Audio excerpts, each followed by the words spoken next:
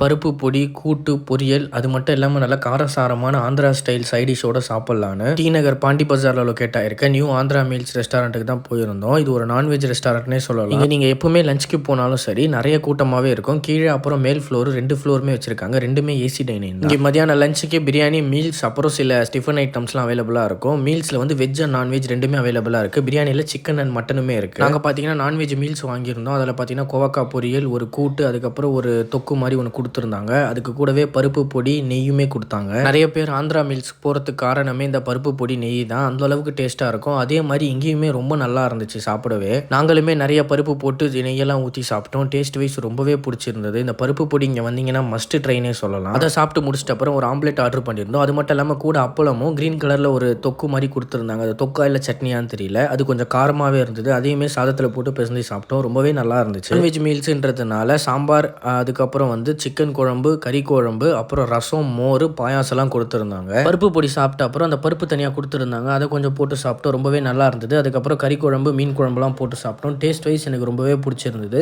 ஆனால் spice level கொஞ்சம் அதிகமாகவே இருந்துச்சுன்னே சொல்லலாம். இங்கே பிரியாணியுமே அவைலபிளாக இருந்துச்சு. ஆனால் அதை நாங்கள் ட்ரை பண்ணலை. நெக்ஸ்ட் டைம் ட்ரை பண்ணலான்னு விட்டுட்டோம். சைடிஷ்க்கு இங்கே நிறைய ஐட்டம்ஸே இருந்துச்சு. சிக்கன் சுக்கா, மட்டன் சுக்கா, ஃபிஷ் ஃப்ரைலாம் வச்சுருந்தாங்க. நாங்கள் ஒரு முட்டை பொடி மாஸ் ஆர்டர் பண்ணியிருந்தோம்.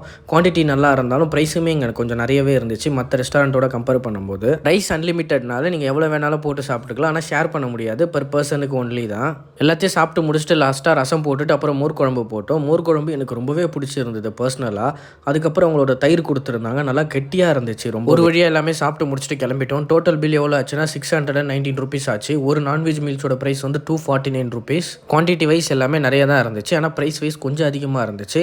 ஆனால் டி நகரில் இந்த ப்ரைஸ்க்கு இது அஃபோர்டபுள்னே சொல்லலாம். நீங்களும் டி நகர் பக்கம் ஷாப்பிங் ஆர் ஃபேமிலியோட போனீங்கன்னா லஞ்ச் டைமுக்கு நியூ ஆந்திரா மீல்ஸில் ட்ரை பண்ணி பாருங்கள். ரொம்பவே டேஸ்ட்டாக இருக்கும்.